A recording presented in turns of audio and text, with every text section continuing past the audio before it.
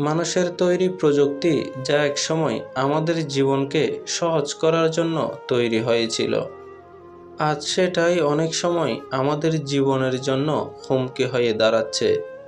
একটা ছোট্ট ভুল, একটা অসাবধানতা, আর মুহূর্তেই ঘটে যেতে পারে বড় দুর্ঘটনা। রাস্তার গাড়ি, কারখানার মেশিন, এমনকি মোবাইল ফোন, প্রতিদিনই আমরা প্রযুক্তির ওপর নির্ভর করছি। কিন্তু কখনো কি ভেবেছি এই নির্ভরতাই আমাদের কতটা ঝুঁকির মধ্যে ফেলছে? প্রযুক্তি খারাপ নয়, খারাপ হলো এর ভুল ব্যবহার আর অসচেতনতা।